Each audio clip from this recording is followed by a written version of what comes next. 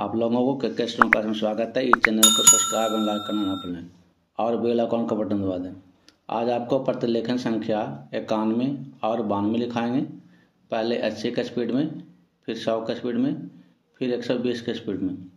Ready, last ready and start. महोदय, हमारे यहाँ अशांति क्यों होती रहती है?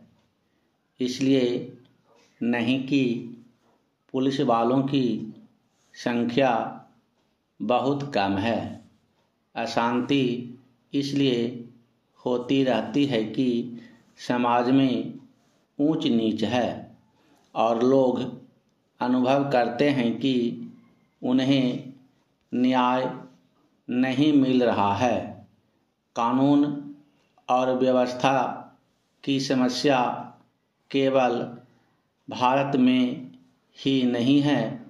मैं आपसे अमेरिका की ओर देखने को कहूँगी। मैं कहूँगी कि आप अनेक विकसित देशों की ओर निगाह डालें, जहाँ न पैसे की कमी है, न रोजगार की, न दुनिया के सुख साधनों की। मैं आपको विश्वास दिला सकती हूँ कि एक अकेली स्त्री जितने सुरक्षित भाव से कोलकाता या दिल्ली की सड़कों से गुजर जाती है, उतनी उन देशों के अनेक शहरों से नहीं गुजर सकती। पहला चेन। गुजरात को क्या सहायता दी गई? क्या आपने इसके आंकड़े देखने का कष्ट किया है?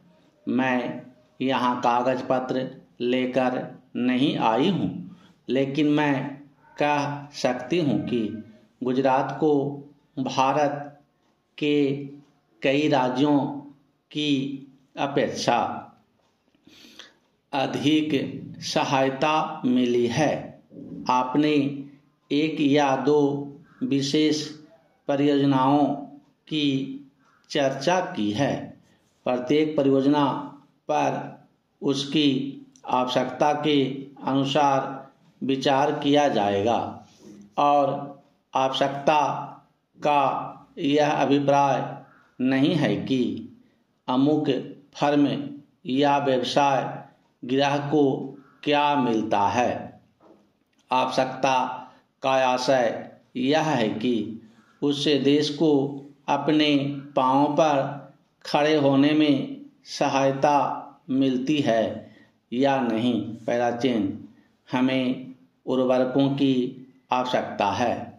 हम उन्हें प्राप्त करने के लिए सभी संभव उपाय कर रहे हैं, लेकिन हम विदेशी कंपनियों के हाथ बिक कर उर्वरक नहीं पाना चाहते और जब तक मैं सत्तारूढ़ हूँ मैं ऐसा नहीं होने दूंगी, चाहे कैसा भी दबाव क्यों ना पड़े।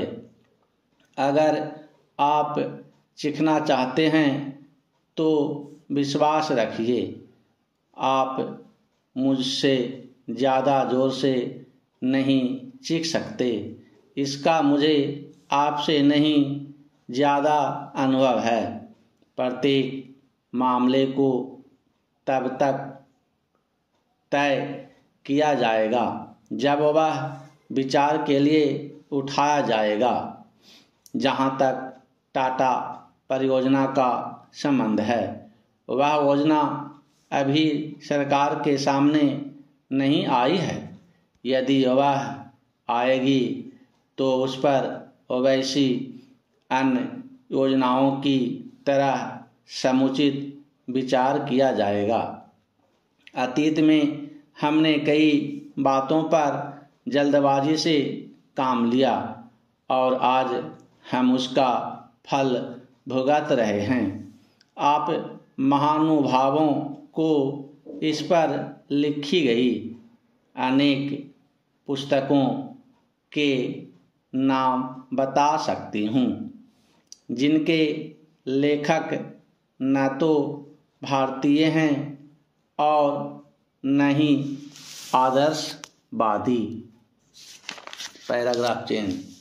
महोदय, प्रत्येक कदम फूंक फूंक कर रखना होता है और हो सकता है कि हम कुछ वर्ष गंवा दें, लेकिन स्वतंत्रता गंवाने की अपेक्षा वह अच्छा होगा।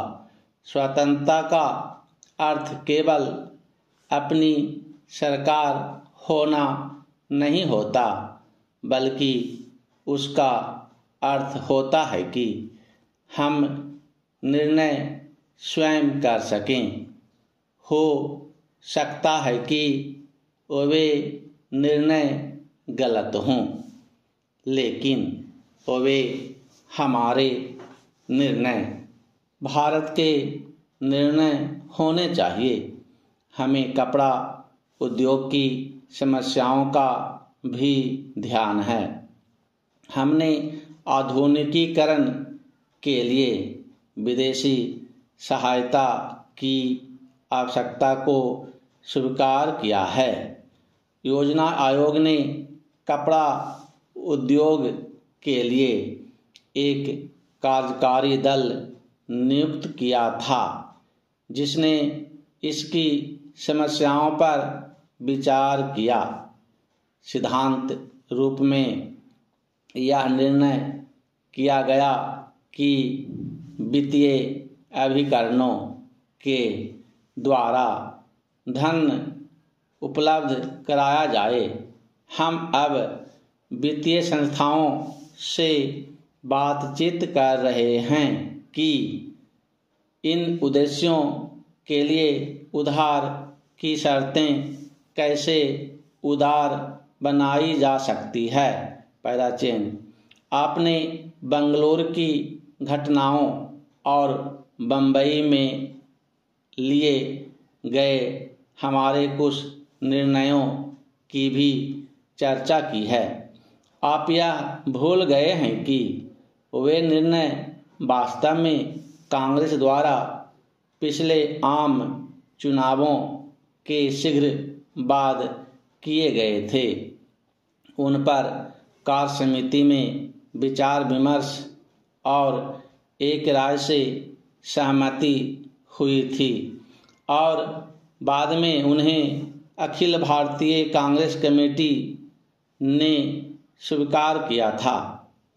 बंगलोर में हमने केवल मोटे तौर पर नए सिरे से दिशा निर्देश दिया था। इसमें कोई संदेह नहीं कि जब तक देश उस दिशा की ओर न बढ़े तब तक वह प्रगति नहीं कर सकता। मैं नहीं समझती कि आदर्शवाद और व्यवहारिकता को एक दूसरे से अलग किया जा सकता है। सभी देशों को अपनी प्रगति किसी न किसी सिद्धांत पर आधारित करनी होती है। प्रश्न केवल यह नहीं है कि भारत में क्या हो रहा है, बल्कि प्रश्न परिवर्तन की उस लहर का है जो दुनिया भर में देखी जा सकती है। यहाँ अनुशासन और धैर्य के अभाव के बारे में काफ़ी कुछ कहा गया है। मैं समझती हूँ कि इन शब्दों का प्रयोग करने से पहले आपको इनका अर्थ ठीक से समझ लेना चाहिए।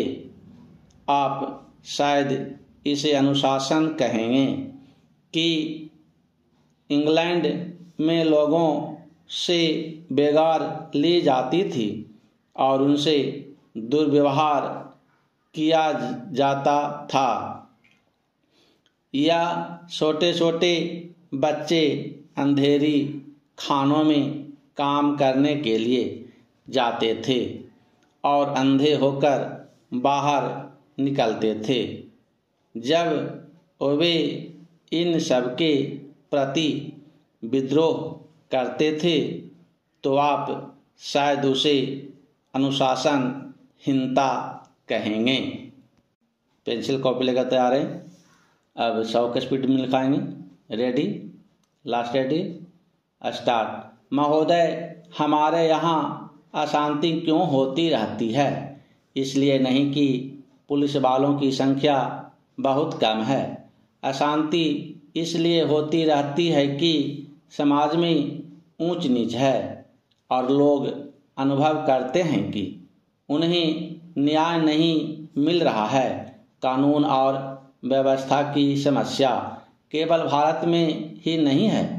मैं आपसे अमेरिका की ओर देखने को कहूँगी। मैं कहूँगी कि आप अनेक विकसित देशों की ओर निगाह डालें, जहाँ न पैसे की कमी है, न रोजगार की, न दुनिया के सुख साधनों की। मैं आपको विश्वास दिला सकती हूँ कि एक अकेली स्त्री जितने सुरक्षित भाव से कोलकाता या दिल्ली की सड़कों से गुजर जाती है, उतनी उन देशों के अनेक शहरों से नहीं गुजर सकती। पहला चेंज।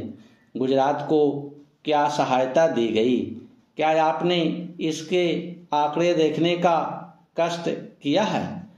मैं यहाँ कागज पत्र लेकर नहीं आई हूँ, लेकिन मैं कह सकती हूँ कि गुजरात को भारत के कई राज्यों की अपेक्षा अधिक सहायता मिली है। आपने एक या दो विशेष परियोजनाओं की चर्चा की है। प्रत्येक परियोजना पर उसकी आवश्यकता के अनुसार विचार किया जाएगा और आवश्यकता का यह अभिप्राय नहीं है कि अमुक फर्म या व्यवसाय गिराह को क्या मिलता है। आवश्यकता का आशय यह है कि उससे देश को अपने पांवों पर खड़े होने में सहायता मिलती है या नहीं। पहला चेंज। हमें उर्वरकों की आवश्यकता है। हम उन्हें प्राप्त करने के लिए सभी संभव उपाय कर रहे हैं, लेकिन हम विदेशी कंपनियों के हाथ बिक कर उर्वरक नहीं पाना चाहते और जब तक मैं सत्तारूढ़ हूँ मैं ऐसा नहीं होने दूंगी, चाहे कैसा भी दबाव क्यों ना पड़े। अगर आप सीखना चाहते हैं तो विश्वास रखिए, आप मुझसे ज़्यादा जोर से नहीं सीख सकते। इसका मुझे आपसे नहीं ज़्यादा अनुभव है। प्रत्येक मामले को तब तय किया जाएगा जब वह विचार के लिए उठाया जाएगा। जहाँ तक टाटा परियोजना का संबंध है, वह योजना अभी सरकार के सामने नहीं आई है। यदि वह आएगी तो उस पर वैसी अन्य योजनाओं की तरह समुचित विचार किया जाएगा। अतीत में हमने कई बातों पर जल्दबाजी से काम लिया और आज हम उसका फल भुगत रहे हैं। आप महानुभावों को इस पर लिखी गई अनेक पुस्तकों के नाम बता सकती हूँ, जिनके लेखक न तो भारतीय हैं और न ही आदर्शवादी। पहला चिन्ह। महोदय, प्रत्येक कदम फूंक फूंक कर रखना होता है और हो सकता है कि हम कुछ वर्ष गंवा दें, लेकिन स्वतंत्रता गंवाने की अपेक्षा वह अच्छा होगा। स्वतंत्रता का अर्थ केवल अपनी सरकार होना नहीं होता, बल्कि उसका अर्थ होता है कि हम निर्णय स्वयं कर सकें। हो सकता है कि वे निर्णय गलत हों, लेकिन वे हमारे निर्णय, भारत के निर्णय होने चाहिए। हमें कपड़ा उद्योग की समस्याओं का भी ध्यान है। हमने आधुनिकीकरण के लिए विदेशी सहायता की आवश्यकता को स्वीकार किया है। योजना आयोग ने कपड़ा उद्योग के लिए एक कार्यकारी दल नियुक्त किया था, जिसने इसकी समस्याओं पर विचार किया। सिद्धांत रूप में यह निर्णय किया गया कि वित्तीय अभिकरणों के द्वारा धन उपलब्ध कराया जाए। हम अब वित्तीय संस्थाओं से बातचीत कर रहे हैं कि इन उद्देश्यों के लिए उधार की शर्तें कैसे उदार बनाई जा सकती हैं। Para change. आपने बंगलुरु की घटनाओं और बम्बई में लिए गए हमारे कुछ निर्णयों की भी चर्चा की है। आप यह भूल गए हैं कि वे निर्णय वास्तव में कांग्रेस द्वारा पिछले आम चुनावों के शीघ्र बाद किए गए थे। उन पर कार्य समिति में विचार विमर्श और एक राय से सहमति हुई थी और बाद में उन्हें अखिल भारतीय कांग्रेस कमेटी ने स्वीकार किया था। बंगलुरु में हमने केवल मोटे तौर पर नए सिरे से दिशा निर्देश दिया था। इसमें कोई संदेह नहीं कि जब तक देश उस दिशा की ओर न बढ़े तब तक वह प्रगति नहीं कर सकता। मैं नहीं समझती कि आदर्शवाद और व्यवहारिकता को एक दूसरे से अलग किया जा सकता है। सभी देशों को अपनी प्रगति किसी न किसी सिद्धांत पर आधारित करनी होती है। प्रश्न केवल यह नहीं है कि भारत में क्या हो रहा है, बल्कि प्रश्न परिवर्तन की उस लहर का है जो दुनिया भर में देखी जा सकती है। यहाँ अनुशासन और धैर्य के अभाव के बारे में काफ़ी कुछ कहा गया है। मैं समझती हूँ कि इन शब्दों का प्रयोग करने से पहले आपको इनका अर्थ ठीक से समझ लेना चाहिए। आप शायद इसे अनुशासन कहेंगे कि इंग्लैंड में लोगों से बेगार ली जाती थी और उनसे दुर्व्यवहार किया जाता था, या छोटे छोटे बच्चे अंधेरी खानों में काम करने के लिए जाते थे और अंधे होकर बाहर निकलते थे। जब वे इन सब के प्रति विद्रोह करते थे तो आप शायद इसे अनुशासनहीनता कहेंगे। पेंसिल कॉपी लेकर तैयार रहें। अब 120 की स्पीड लिखाएंगे। Ready, last ready, start. महोदय, हमारे यहाँ अशांति क्यों होती रहती है? इसलिए नहीं कि पुलिस वालों की संख्या बहुत कम है। अशांति इसलिए होती रहती है कि समाज में ऊंच नीच है और लोग अनुभव करते हैं कि उन्हें न्याय नहीं मिल रहा है। कानून और व्यवस्था की समस्या केवल भारत में ही नहीं है। मैं आपसे अमेरिका की ओर देखने को कहूँगी। मैं कहूँगी कि आप अन्य अनेक विकसित देशों की ओर निगाह डालें, जहाँ न पैसे की कमी है, न रोजगार की, न दुनिया के सुख साधनों की। मैं आपको विश्वास दिला सकती हूँ कि एक अकेली स्त्री जितने सुरक्षित भाव से कोलकाता या दिल्ली की सड़कों से गुजर जाती है, उतनी उन देशों से अनेक शहरों से नहीं गुजर सकती। Para change. गुजरात को क्या सहायता दी गई? क्या आपने इसके आंकड़े देखने का कष्ट किया है? मैं यहाँ कागज पत्र लेकर नहीं आई हूँ, लेकिन मैं कह सकती हूँ कि गुजरात को भारत के कई राज्यों की अपेक्षा अधिक सहायता मिली है। आपने एक या दो विशेष परियोजनाओं की चर्चा की है। प्रत्येक परियोजना पर उसकी आवश्यकता के अनुसार विचार किया जाएगा और आवश्यकता का यह अभिप्राय नहीं है कि अमुक फर्म या व्यवसाय गिराह को क्या मिलता है। आवश्यकता का आशय यह है कि उससे देश को अपने पांव पर खड़े होने में सहायता मिलती है या नहीं। पैराचीन, हमें उर्वरकों की आवश्यकता है। हम उन्हें प्राप्त करने के लिए सभी संभव उपाय कर रहे हैं, लेकिन हम विदेशी कंपनियों के हाथ बिक कर उर्वरक नहीं पाना चाहते और जब तक मैं सत्तारूढ़ हूँ मैं ऐसा नहीं होने दूंगी, चाहे कैसा भी दबाव क्यों न पड़े। अगर आप चिखना चाहते हैं तो विश्वास रखिए, आप मुझसे ज़्यादा जोर से नहीं चीख सकते। इसका मुझे आपसे कहीं ज़्यादा अनुभव है। प्रत्येक मामले को तब तय किया जाएगा जब वह विचार के लिए उठाया जाएगा।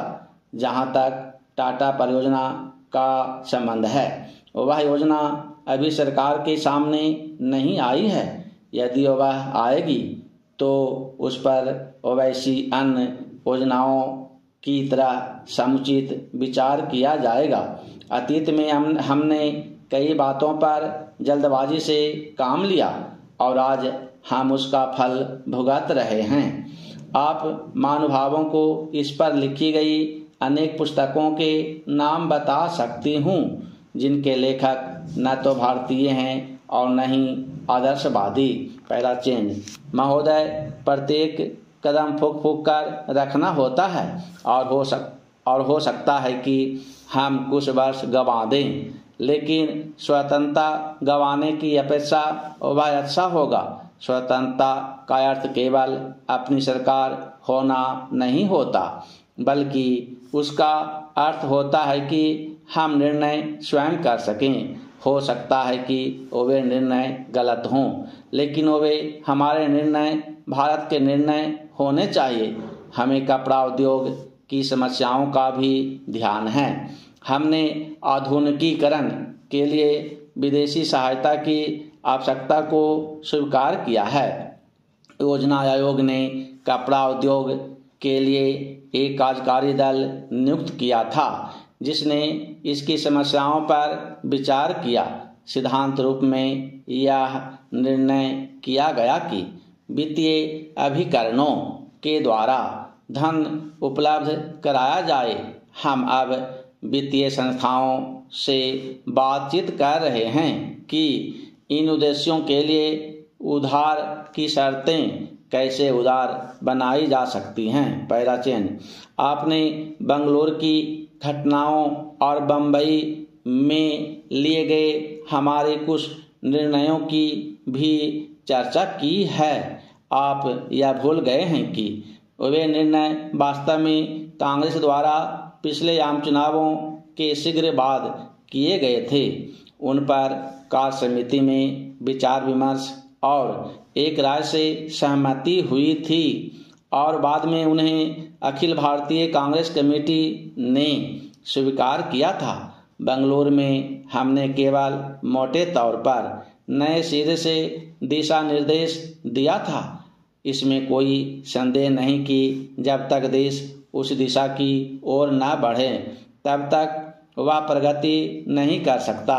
मैं नहीं समझती कि आदर्शवाद और व्यवहारिकता को एक दूसरे से अलग किया जा सकता है। सभी देशों को अपनी प्रगति किसी न किसी सिद्धांत पर आधारित करनी होती है। प्रश्न केवल यह नहीं है कि भारत में क्या हो रहा है, बल्कि प्रश्न परिवर्तन की उस लहर का है जो दुनिया भर में देखी जा सकती है।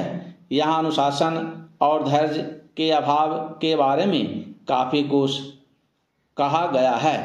मैं समझती हूँ कि इन शब्दों का प्रयोग करने से पहले आपको इनका अर्थ ठीक से समझ लेना चाहिए।